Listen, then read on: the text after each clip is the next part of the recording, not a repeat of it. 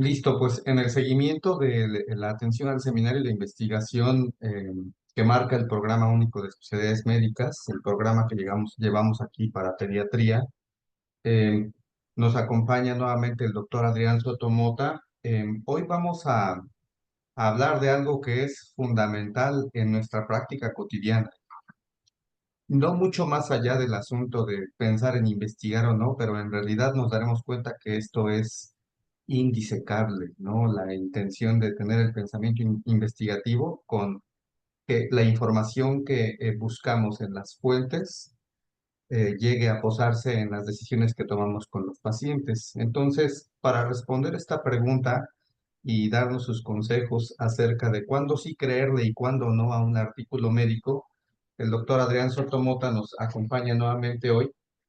Recordemos que él es médico graduado por la UNAM, es especialista en medicina interna por el Instituto Nacional de Ciencias, de Nutrición y Ciencias Médicas Salvador Subirán. Él es especialista en ciencia de datos por Harvard, es doctor en fisiología por la Universidad de Oxford y fellow en el American College of Physicians. Y actualmente es investigador en ciencias médicas, profesor de la especialidad en medicina interna en el mismo Subirán. Coordina además el Laboratorio de Estadística y Análisis de Datos de la Unidad de Investigación en Enfermedades Metabólicas. Y por si fuera poco, pues es un divulgador intenso y comprometido y por eso está para la ciencia, para el pensamiento crítico y por eso está hoy compartiendo con nosotros unos minutos, lo cual agradecemos muchísimo, doctor Adrián, que cedo el micrófono y adelante con la sesión. Muchas gracias.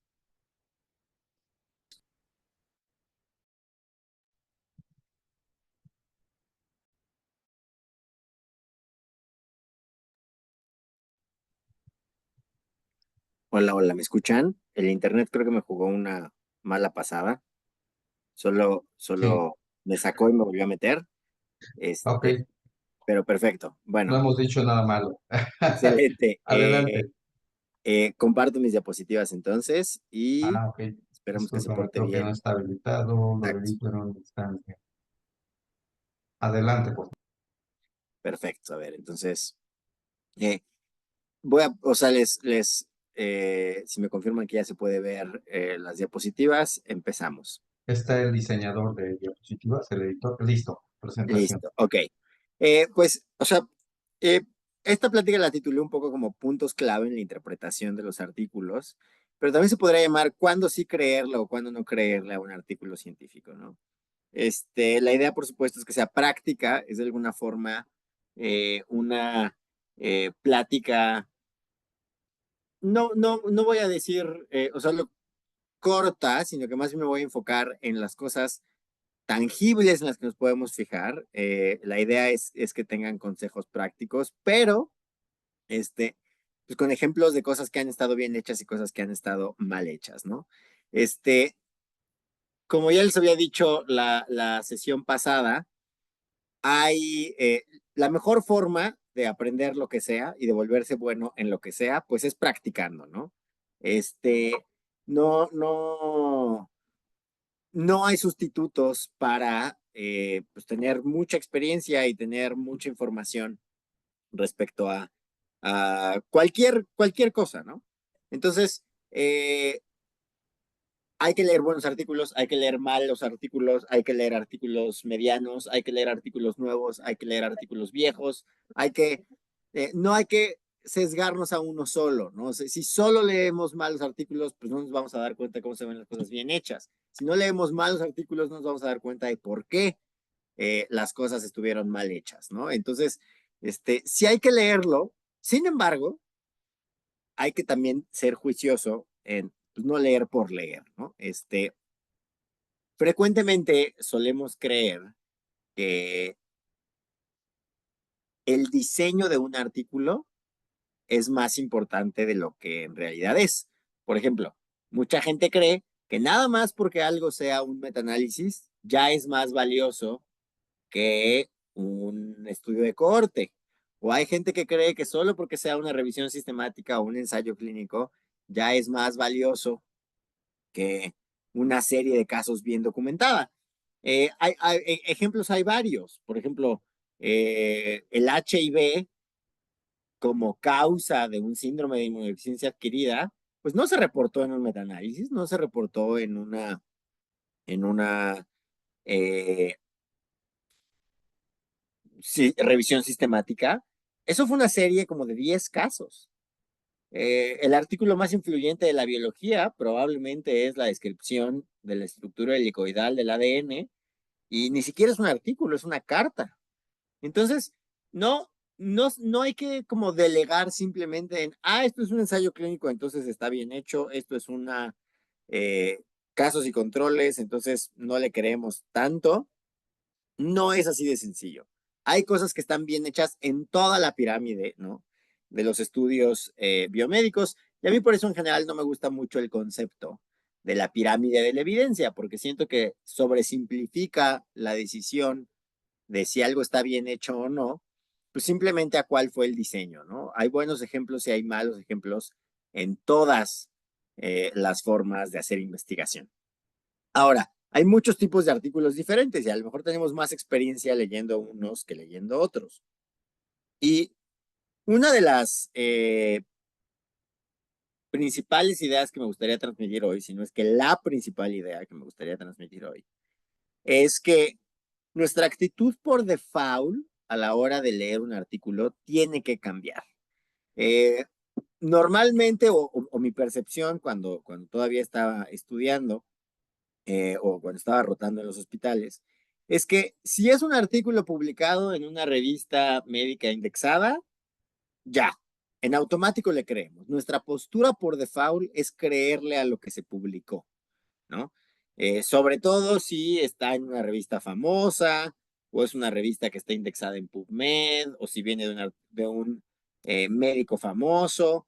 Nuestra actitud por default es sí le creo, hasta que venga alguien y me demuestre lo contrario. Es decir, eh, si después, en muchos años, porque demostrar lo contrario lleva muchos años, viene alguien y me convence de que aquel artículo al que yo le creía antes está mal, bueno, pues entonces ya creo que estaba mal. Pero por default, creo. Y eso me gustaría invitarlos a que cambie. Me gustaría que su actitud por default fuera la del escepticismo, que su actitud por default fuera, no le voy a creer hasta que el artículo me demuestre que sí hay que creerle a este artículo. O hasta que otros artículos me demuestren que sí hay que creerle a este artículo. Es decir, aunque esté publicado, aunque esté en una revista famosa, aunque en el abstract parezca que está muy bien hecho, nuestra actitud por default idealmente es no te creo, pero tengo la mente abierta a que me demuestres que vale la pena creerte y no al revés, porque lleva muchísimos años corregir un artículo. Y buena parte de lo que preparé para ustedes el día de hoy tiene que ver con por qué creo que es justificado o por qué creo que es una mejor idea no creer hasta demostrar lo contrario en lugar de sí creer hasta demostrar lo contrario. La respuesta a cuándo sí hay que creerle un artículo es casi nunca. Primero, pues porque esto está bien medido. Este es uno de los artículos más famosos de la historia. John Ioannidis es un infectólogo que también tuvo un entrenamiento matemático importante a lo largo de su carrera. Y John Ioannidis es una de las personas que más ha investigado sobre calidad de la evidencia y sobre métodos en investigación biomédica. Y uno de sus artículos más famosos es este, eh, en donde, o sea, ni siquiera está preguntando si la mayor parte de los resultados de investigación son ciertos o no. Ya está asumiendo, ya está diciendo, ¿no? Ya está asumiendo que sabemos que la mayor parte de las cosas que se publican son erróneas y el artículo busca explicar por qué. La verdad es que es un artículo que le recomiendo a todos mis alumnos. Es un poco técnico, es un poco árido, no les voy a mentir en eso. Sin embargo, sí vale la pena, es una de estas cosas donde sí vale la pena invertirle un par de horas para asegurarse de que uno lo está entendiendo bien. Y de forma general, el artículo muestra cómo En la mayor parte de las situaciones de investigación, de la mayor parte de los campos biomédicos, es más probable que los sesgos sean más grandes que los efectos. Y les voy a poner un ejemplo, que pues además es muy cercano porque es una de las cosas, es una de mis principales líneas de investigación.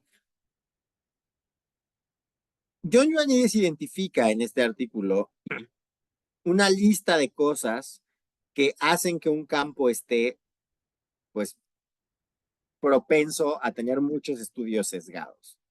Y algunas de estas características son, por ejemplo, tener muestras pequeñas, ¿no? Eso como que todo el mundo lo identifica. Otra de estas características es que lo que estamos investigando tenga un tamaño del efecto chiquito, ¿no? Otra de las características es que sea un campo en donde hay mucho interés económico por parte de algunas industrias, ¿no? La farmacéutica, la nutriológica. Otro factor de riesgo para que haya sesgos es que haya solo unos pocos grupos en el mundo eh, investigando, que no haya tanta diversidad de gente investigando el mismo fenómeno. Otra de las cosas es que sea un campo que tiene que ver con decisiones de mucha gente, ¿no? No solo médicos, no solo las decisiones adentro de un hospital. Y bueno, por no hacer el cuento más largo, o sea, las ciencias de la nutrición, que es a lo que yo me dedico, cumple con todos los factores de riesgo. O sea, es difícil encontrarse un campo con más probabilidades de tener estudios sesgados que el de nutriología o el de ciencias de la nutrición. Pero, o sea, ahondando en este tema, me gustaría decir o aclarar, ¿no? Porque esto luego genera confusión, que a ver, sí, o sea, hay campos médicos mucho más sesgados que otros. O sea, perdón, pero eso es cierto. O sea, la calidad de la evidencia en muchos campos de la medicina es más sólida y esto no tiene nada que ver con la calidad profesional de quienes se dedican a esos campos de la medicina. Eh, en general, los estudios, por ejemplo, de pacientes críticos tienen mucha mejor evidencia que los estudios de psiquiatría. Y esto no tiene nada que ver, o sea, esto no quiere decir que los psiquiatras sean peores investigadores que los intensivistas. Lo único que quiere decir es que la naturaleza de las cosas que estudian permite que haya más certezas en un campo que en otro. En terapia intensiva hay muchas variables numéricas, por ejemplo, ¿no? En terapia intensiva tienen números pues, de casi todo, de los signos vitales, de las dosis.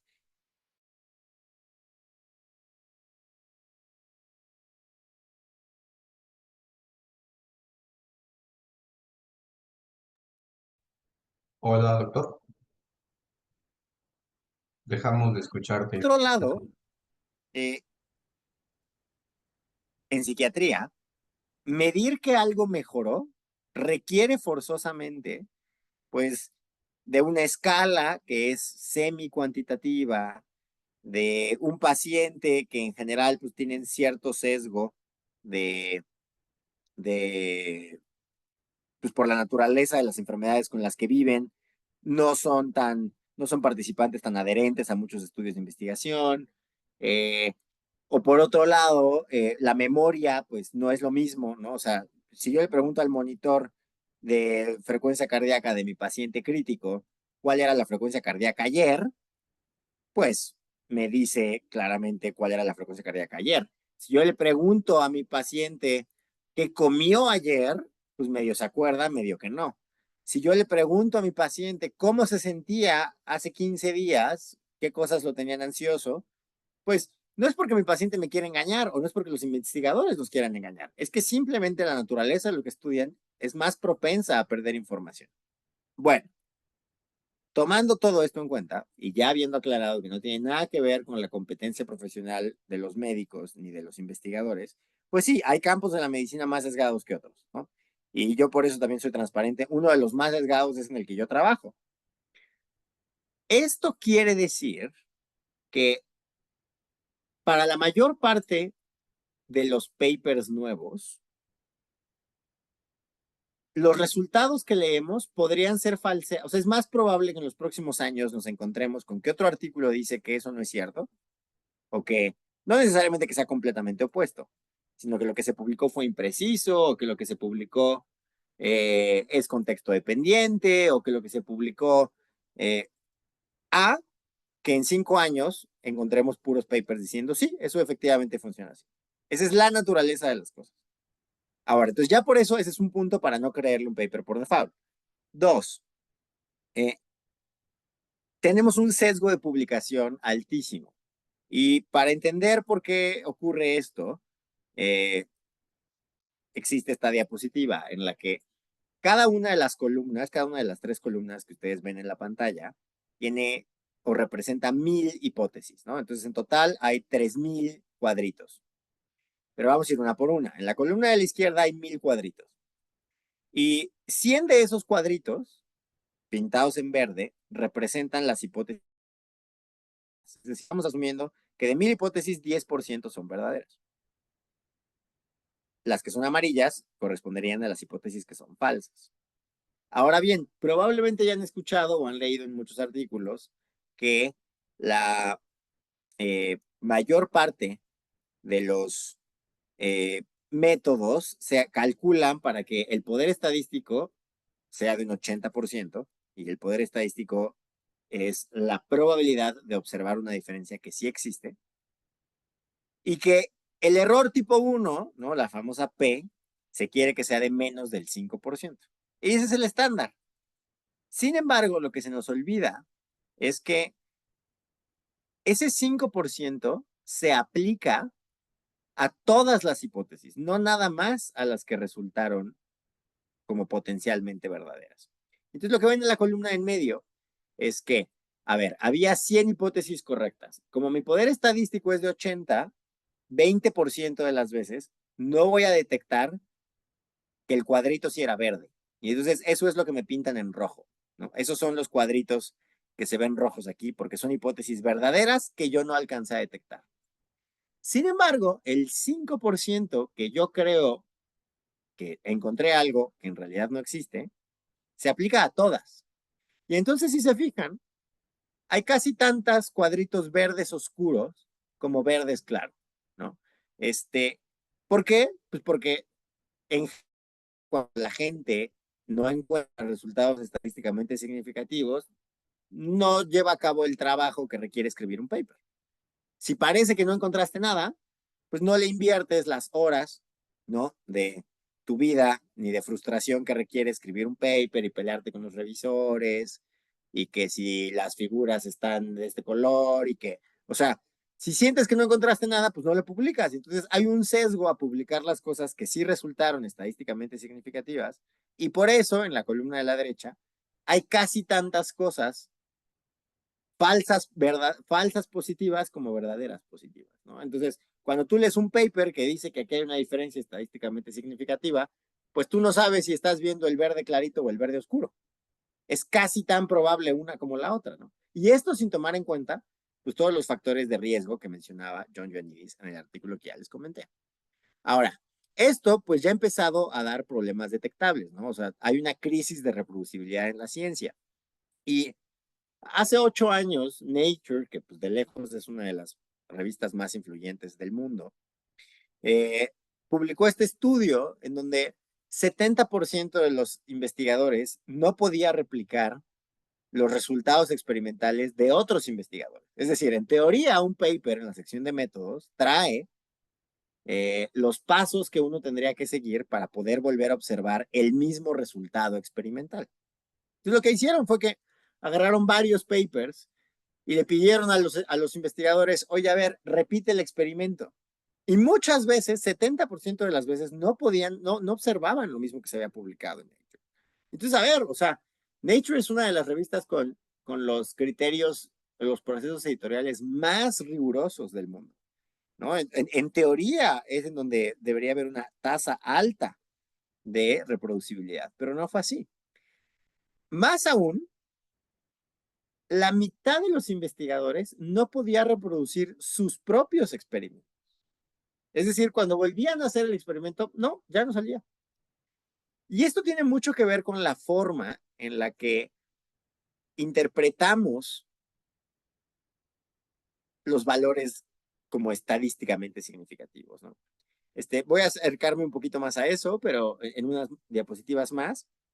Pero lo que quiero que noten es que, pues a ver, o sea, sí es un poquito preocupante, pero es la naturaleza de la ciencia, que si yo vuelvo a hacer el experimento sale algo distinto, ¿no? Porque a lo mejor cambié algo, ni siquiera me di cuenta de que cambié. Hay muchos ejemplos en ciencia de cómo cambios aparentemente eh, irrelevantes cambian completamente las conclusiones. Pero por otro lado, cuando yo leo un paper, pues no sé cuántas veces se repitió el experimento. En la mayor parte de los experimentos en medicina, pues no se puede repetir el experimento. O sea, esta es una ventaja que tienen campos de la biología en donde trabajan con bacterias, en donde trabajan con platos de Petri, pero, o con roedores, pero a ver, repitan la corte de Framingham, o a ver, repitan el recovery. O sea, son estudios que son experimentos que no se pueden repetir y que incluso si repitiéramos hoy, si hoy volviéramos a empezar la cohorte de Framingham con los mismos métodos, pues la medicina ya cambió muchísimo en los últimos 50 años, o sea, ya no serían comparables, no estaríamos verdaderamente repitiendo el experimento. Entonces, o sea, una vez más, cuando ustedes leen un paper, no están tan seguros de si alguien volviera a hacer ese mismo estudio, volverían a observar lo mismo. Y uno de mis ejemplos favoritos sobre este tipo de problemas tiene que ver con eh, el, uno de los estudios que ganó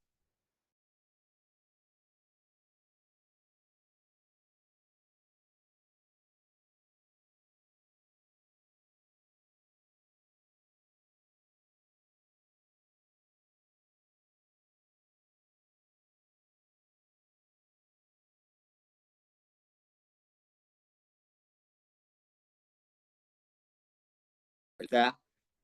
Profesional, en una revista científica profesional, un artículo que no sea muy claro por qué es útil, o que no sea muy intuitivo, por qué eso era digno de ser publicado. Entonces, por ejemplo, muchos mexicanos han ganado el Ig Nobel, ¿no? Hace unos años unos mexicanos, unos jaliscienses, ganaron un Ig Nobel por un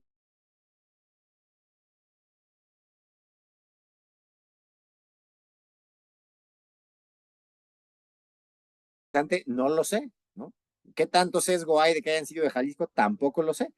Pero, pues, su paper, ¿no? O sea, es suficientemente raro como para que alguien lo haya publicado, pero al mismo tiempo alguien sí vio utilidad en eso, ¿no? Otros ejemplos de Ig Nobel es gente que explicó por qué los wombats, por qué la caca de los wombats es cúbica. U otro Ig Nobel ha sido el de por qué se ondula de esa forma el cabello en algunas personas con colita de caballo, pero en otras no, aunque las dos tengan el pelo lacio. Bueno, ese tipo de papers, si hacen uno, se gana un Ig Nobel. El Ig Nobel que tienen ustedes en pantalla se lo dieron a un californiano porque yo creo que estaba muy aburrido y tenía pues demasiado tiempo y demasiado presupuesto y demasiado dinero. Pero se le ocurrió meter un salmón muerto a un resonador magnético funcional.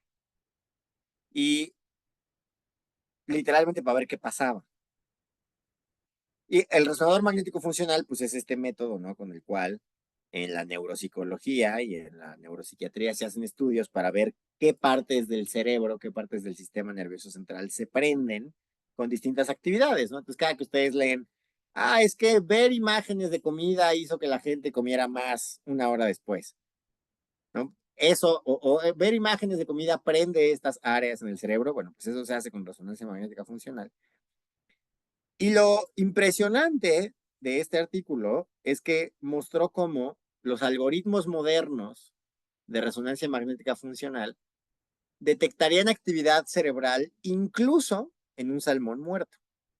Y entonces, esto abrió toda una revolución en el campo de la neuroimagen.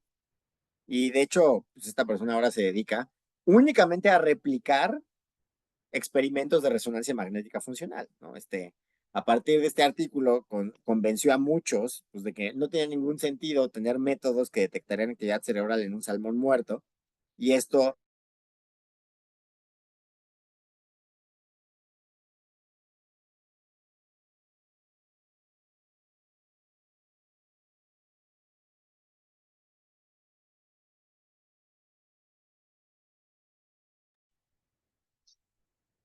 Hola, doctor Soto. Dejamos de escucharte. ¿Sigues allí?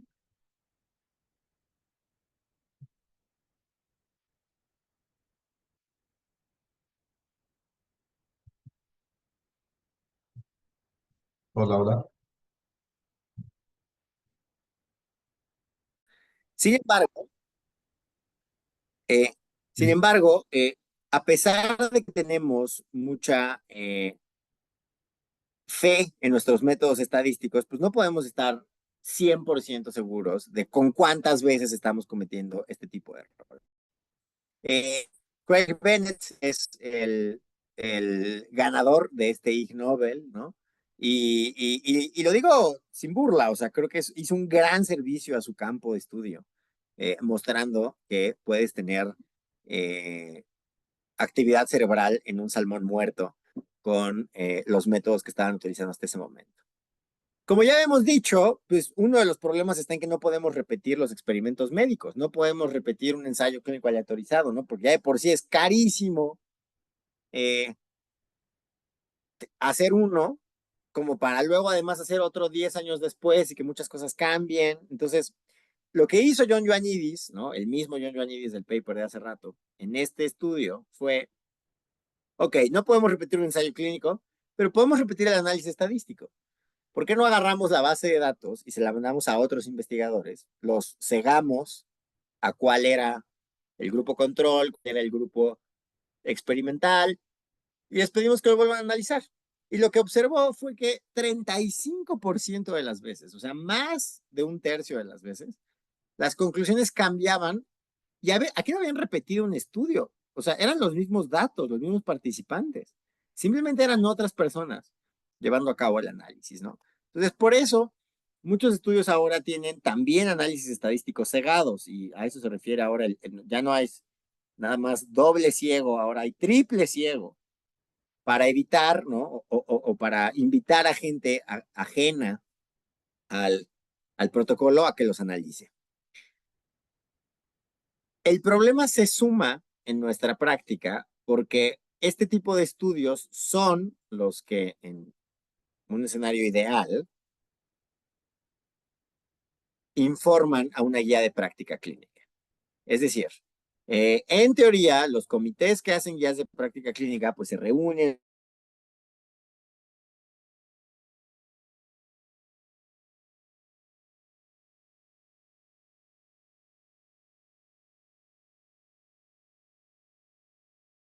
Todos los estudios estuvieran, si todos los estudios estuvieran de acuerdo y no tuvieran los problemas metodológicos de los que ya hablamos, tendríamos el enorme problema de que las guías de práctica clínica más de la mitad de las veces no cumplen el mínimo indispensable para escribir una guía de práctica clínica, ¿no? El instituto, el IOM, el Institute of Medicine, cada 10 años evalúa a las guías de práctica clínica, de hecho ya van tarde para evaluar estas, y eh, su último reporte muestra que el 50% de las veces eh, las guías de práctica clínica no cumplen el mínimo de estándar calidad. Entonces, aquí es cuando mucha gente, no muchos residentes o muchos colegas me dicen, bueno, pero es que entonces tú a quién le crees. Y la respuesta es, no, pues a nadie, ¿no? Efectivamente a nadie. No quiero decir que no hay que hacerles caso a las guías de práctica clínica, solo estoy diciendo que no hay que tenerles fe ciega. Y uno de los motivos eh, que es común a por qué ser escéptico de una guía de práctica clínica y por qué ser escéptico de un artículo es porque hay muchas prácticas para obtener resultados estadísticamente significativos. Y una de las más viejas, ¿no? Parking es, como decíamos, tirar la flecha y luego pintar la diana. Esta es una de las muchas formas que hay de obtener resultados significativos. Y si se acuerdan, la clase pasada que hablábamos del preregistro y de cómo desde que se preregistran las cosas hay más estudios con resultados nulos o casi nulos, esto tiene que ver porque mucha gente, cuando las cosas no salían, decía, bueno, pues no salió con una nova, ¿por qué no lo haces con un Kruskal Wallis? Bueno, es que no salió con Kruskal Wallis, ¿por qué no lo haces con una chi cuadrada? Bueno, es que no salió así con la chi cuadrada, ¿por qué no te reclutas 15 participantes más? Porque salió en 0.7 la P, ¿no? ¿Por qué no? Y entonces, justo cuando preregistramos, pues la gente ya tiene una barrera para hacer ese tipo de cosas y eso ha resultado en que haya más resultados nulos, lo cual es bueno, ¿no? O sea, a veces parecería como que no progresa la ciencia con los resultados nulos, pero la verdad es que sí. Y tiene que ver con que los incentivos que existen para los investigadores premian demasiado que nos fijemos en la significancia estadística, ¿no? Tenemos estas actitudes casi supersticiosas, ¿no? Como no ocurre nada mágico alrededor del 0,5 en el que abajo las cosas son verdaderas y arriba se vuelven falsas. Esto pues es completamente arbitrario, ¿no? Y es una mala idea fijarse demasiado en el tamaño de la P. De hecho, Ronald Fisher, que es quien inventó el valor de P, eh, desarrolló este concepto como una forma de identificar qué hipótesis valía la pena seguir experimentando. Es decir, qué hipótesis prometían. Dicho de otro modo,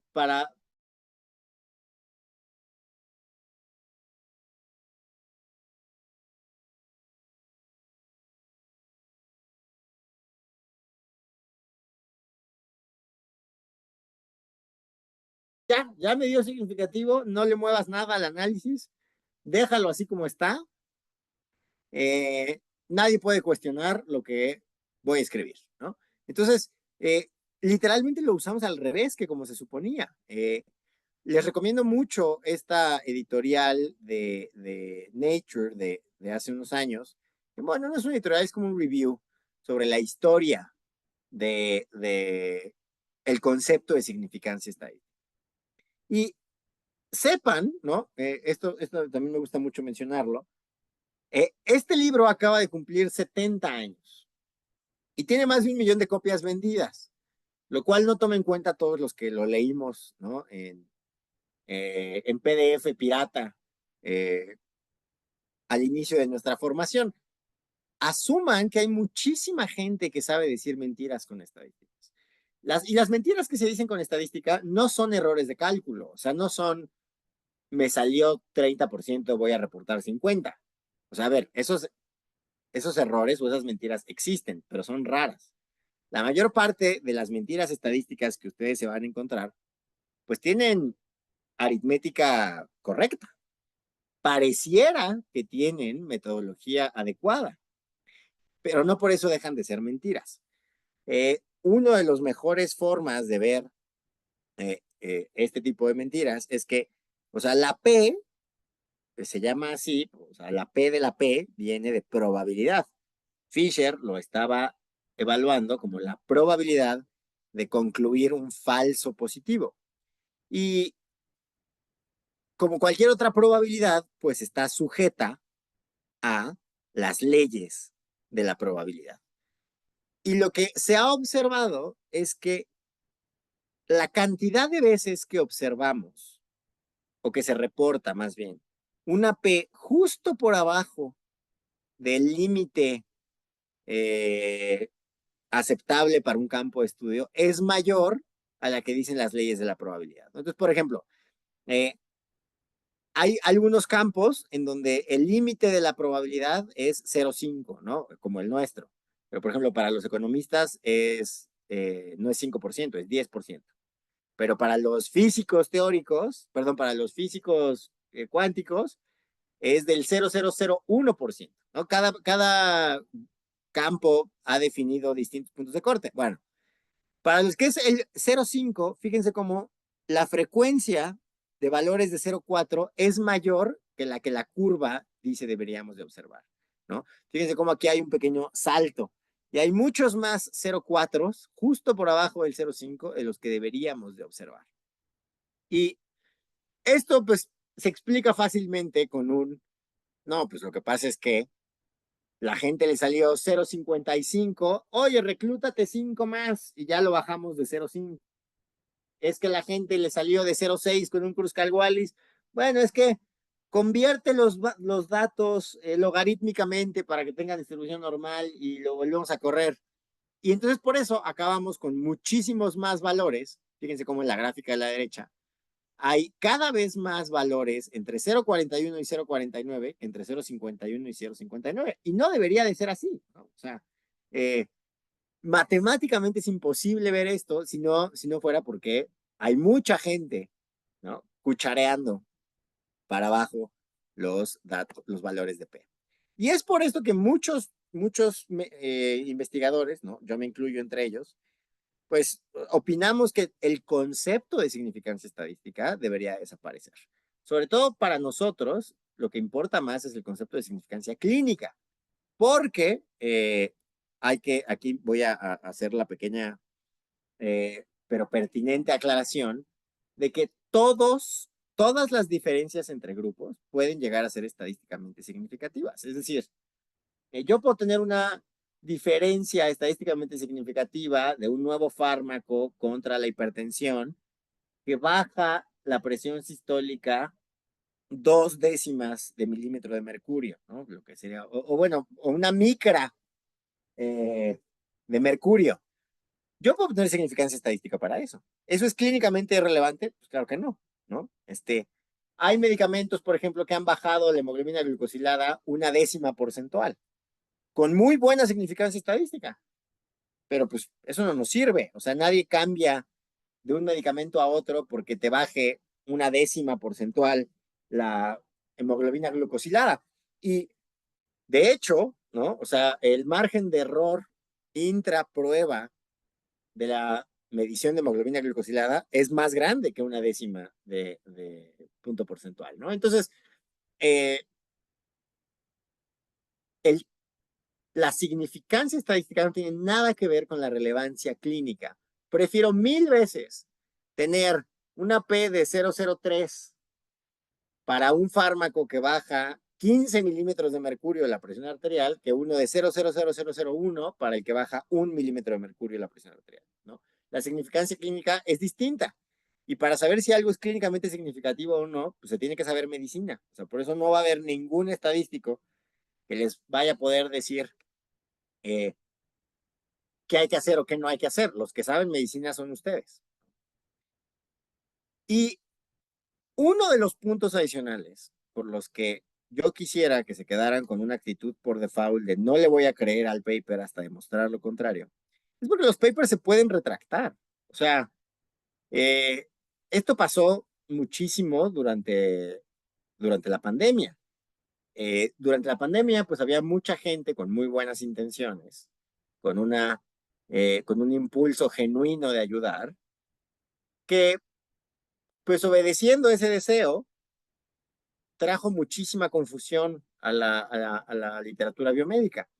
Y una vez más, muchos papers, muchas revistas, eh,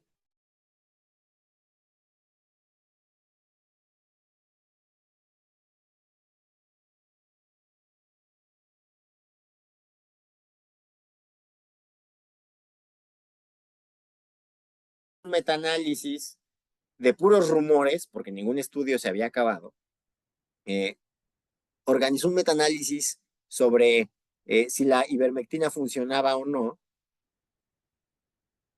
Ni siquiera lo publicaron en una revista formal en un inicio, solo lo puso en un repositorio de preprints. Y yo no tengo duda que lo que quería era ayudar, lo que quería era salvar vidas. Sin embargo, pues luego resultó que no, cuando salieron los estudios, pues la ivermectina no servía para nada, pero el daño ya estaba hecho. Entonces, mucha gente luego además terminó como tomando posturas demasiado rígidas al respecto, ¿no? Y se acabó peleando con colegas y se acabó peleando con amigos. sobre la ivermectina. Eh, lo mismo pasó con la hidroxicloroquina. Lancet publicó un artículo en donde parecía que la hidroxicloroquina funcionaba, que luego retractaron. Y por eso escribieron este editorial, ¿no? Los editores de Lancet escribieron este editorial. Pues porque a Lancet ya le ha pasado, a ver, a todos les ha pasado, ¿eh? No, no. El New England publicó que la talidomida era buenísima para las náuseas del embarazo. Y JAMA ha publicado bodrios también. O sea, Lancet en su momento publicó que las vacunas causaban autismo. O sea, eso es un análisis que sí pasó peer review en Lancet y que después retractaron, al igual que la hidroxicloroquina. Entonces, por buena que sea la revista, cuando ustedes leen un artículo, no saben si ese artículo va a ser retractado o no el mes que entra. Entonces, no pueden simplemente delegar la responsabilidad de saber si el artículo está bien hecho o no en la revista. O sea, hay que leerlo a fondo. Muchas veces solo leemos el abstract o lo leemos completo, pero no leemos el preregistro. Entonces, eh,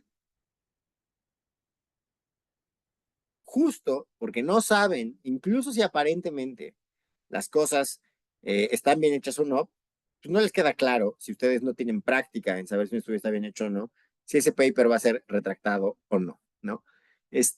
Sin embargo, durante la pandemia tuvimos otro estudio que resultó ser el estudio más importante de los últimos años. Y ese estudio, por supuesto, es el Recovery. En el Recovery, lo que hicieron los autores fue evaluar, ¿no? Hidroxicloroquina, citromicina, ivermectina, casi casi el ponchipac que anduvo repartiendo el gobierno de la Ciudad de México, y dexametasona en pacientes con COVID. Y para cuando salió el Recovery publicado, a varios ya nos dolía la mano de recetar dexametasona y les voy a explicar por qué. Es decir, no por darme baños de gloria, ni por presumir, ni nada, pero la única vez que yo receté ivermectina durante la pandemia, pues es porque el paciente además tenía escabiasis, pero nunca se la recetamos a nadie por COVID.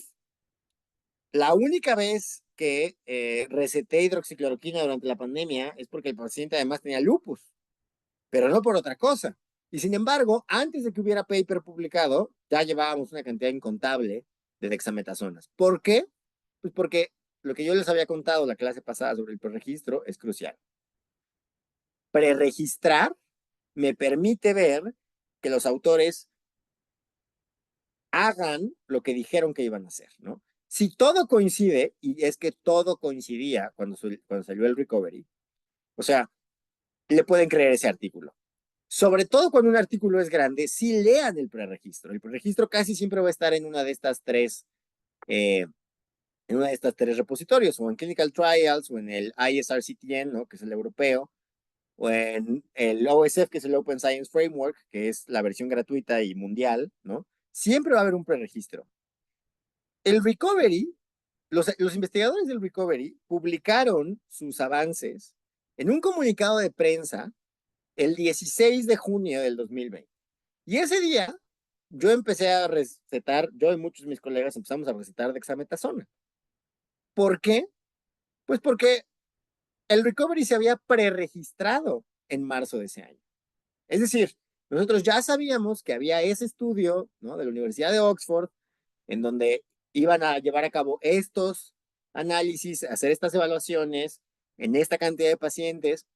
Para cuando salió el estudio, podíamos comparar que el comunicado de prensa decía lo que el preregistro decía que iban a hacer. Una semana después, los investigadores hicieron el preprint y además vimos con mucho más detalle que lo que llegó al artículo final, todas las gráficas, todas las tablas, todo el texto.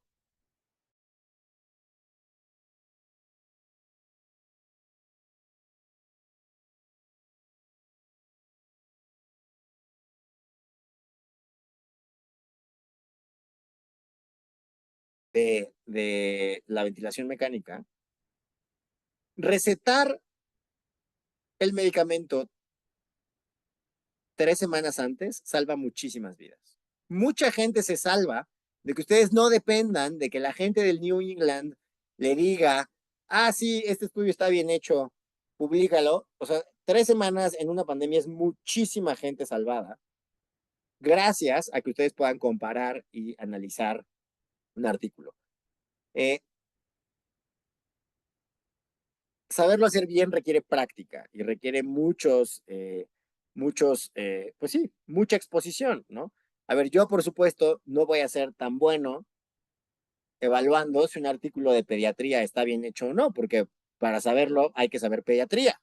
No tengo una buena idea, tengo una buena idea de metodología, pero todos vamos a ser mejores evaluando los papers de nuestro propio campo. Eh, Sin embargo, pues hay valor en leer papers de otros campos, ¿no? Porque entonces ahí te puedes dar cuenta de, ah, es que aquí estos investigadores resolvieron este problema de esta otra forma. Es imposible leerlo todo. Definitivamente es imposible leerlo todo.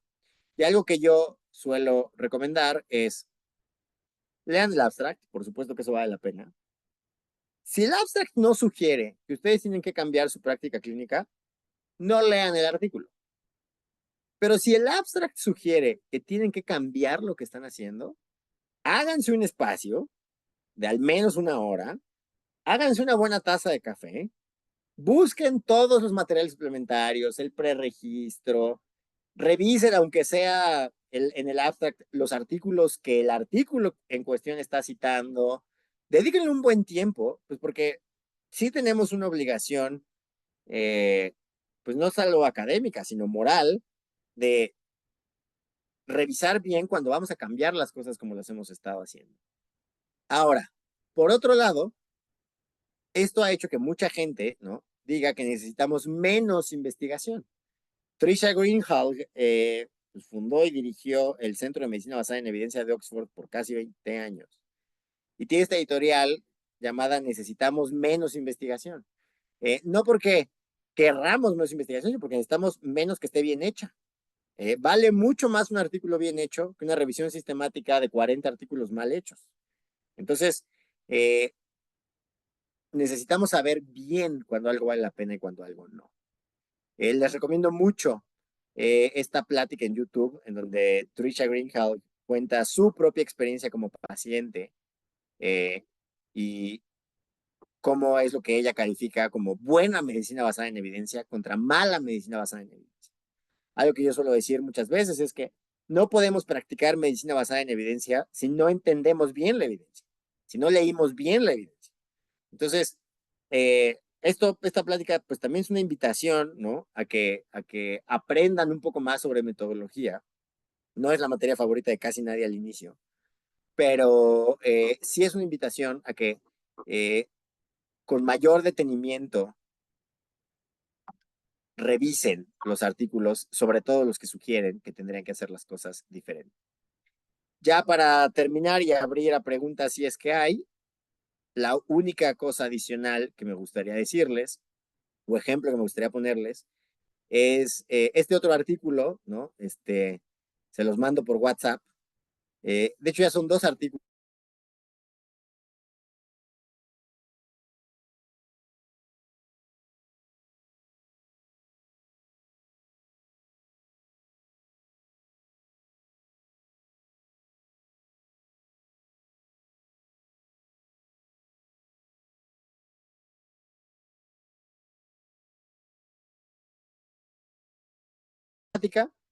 Pero eh, concluyen que pues no, o sea, como no hubo estudios, no se puede recomendar el paracaídas para brincar de un avión. Y por supuesto esto se hace en broma y en no, ¿no? Los autores ponen en las conclusiones que todo aquel que crea que necesita una revisión sistemática para todo, por favor súbese un avión y brinque sin paracaídas. Eh, Siempre vamos a tener que tomar decisiones con evidencia imperfecta, ¿no? No, nuestro campo de trabajo nos expone a tener que tomar decisiones con evidencia imperfecta. Y el hecho de que no haya estudios perfectos, pues no nos puede bloquear. Simplemente quiere decir que tenemos que saber cuando una decisión está basada en buena evidencia y saber cuando una decisión está basada en evidencia imperfecta. En ambos casos tendremos que decidir, pero, pero vale mucho la pena tener esa diferencia clara. Sí, dime, Andrei. No, se dejó de compartir la pantalla una vez que concluyó la presentación. Doctor, no sé si tenías que o querías mostrarnos la portada o algo más sobre estos dos artículos, o es simplemente que nos los facilitas por el WhatsApp y ya yo lo Yo difundo. se los paso por WhatsApp, pero es muy buena idea. Se los comparto otra vez. El artículo se les debe estar compartiendo ahorita nada más que cargue. Se los mando de todos modos, pero forma parte de estos, o sea, cada diciembre en el número más cercano a Navidad, el BMJ publica artículos que parecen broma, pero no son, ¿no? Y entonces, esta es la versión del ensayo clínico, ¿no? Hay la versión de la revisión sistemática y la del ensayo clínico, y tiene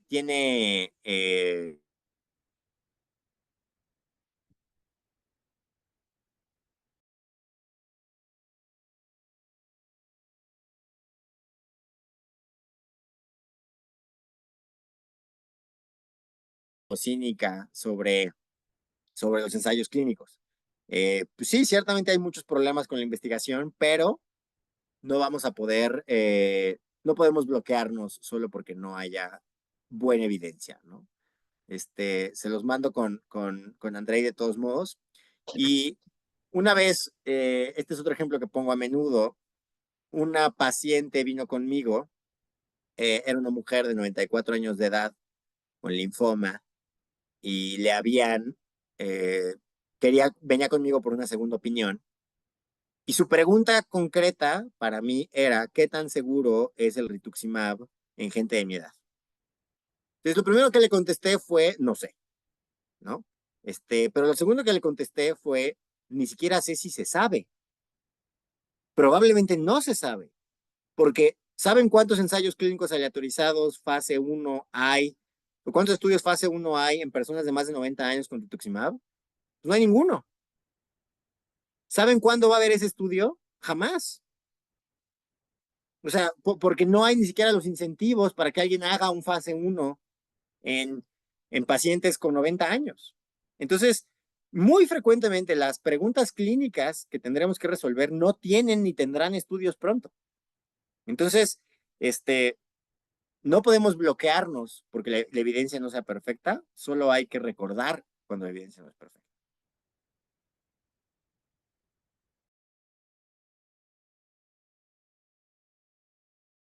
No sé si tengan preguntas. También si se sienten, si lo ven después y las preguntas las quieren hacer llegar por WhatsApp, pues se vale también, sin ningún problema. Gracias, doctor. Ahora estoy viendo en nuestra galería de participantes que no solo está abierta la ventanita del aula donde están los compañeros residentes de primero, segundo o tercer grado, los que hayan podido agregarse allí. También acudieron a la liga compañeros que pues son investigadores en este hospital, compañeras de enfermería, compañeros pediatras que están en áreas clínicas, en donde se toman decisiones justo de este tipo, ¿no? Terapéuticas, en donde uno a veces puede o no ver las controversias basado en cómo evolucionan los pacientes o en lo que cree que es la evidencia con la que cuenta para fines de efectividad y seguridad de un tratamiento. Entonces, si alguno de los que han escuchado esta charla, de los que después la vean, porque estamos difundiendo estas ligas para que pues más de los participantes en esta comunidad hospitalaria se enteren de lo que estamos hablando, se sintonicen, por favor, abran su micrófono y aprovechen que el doctor nos concede quizá unos minutos más de su valioso tiempo. Alguien que quiera hacer alguna observación o pregunta, por favor.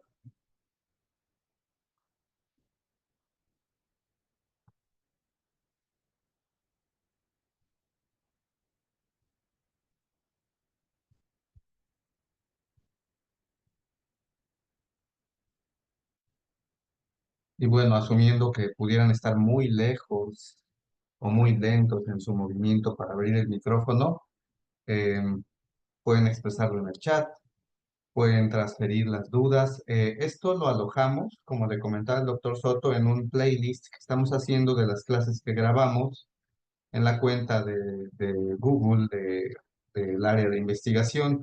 Entonces les compartiremos la liga y allí están los comentarios, esos los haremos llegar también, si nos permite el doctor Soto, directo Y a ti claro, para por que supuesto. pues no deje de ver la interacción, ¿no? Al final esto es una intención provocativa, principalmente provocativa, y yo creo que es esto, ¿no? La reacción que encontramos quienes te encontramos a ti. Y pues yo te agradezco muchísimo el que nos No, acompañes. gracias a ustedes. Y sí, el objetivo es alborotarlos.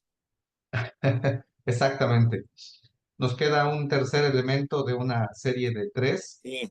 Hicimos algunos ajustes y bueno, ya comentaremos acerca de definir, ¿no? El momento ideal y la composición, que ya estaba ahí más o menos previsto y sigue siendo dirigido el mensaje principal a residentes. El siguiente tema del que hablaríamos es, bueno, ok, me han dado elementos para posicionarme en que es una necesidad y una responsabilidad desde que me formo en la residencia. ¿Cómo es que lo puedo hacer sin querer morir en el intento, ¿no? Sin que sean más grandes los obstáculos o dificultades que el deber y de alguna manera el gusto que pueda uno ir encontrando por entender o amasar el conocimiento de una manera distinta. Nos veríamos la siguiente semana, doctor Adrián, te agradezco muchísimo. Un Gracias a abrazo. ustedes. Nos vemos la siguiente semana. Buen puente a todos Oh, y sí, puente. anímense mucho. Órale. Gracias. Fosforíllense, como decimos acá. Órale. Eso.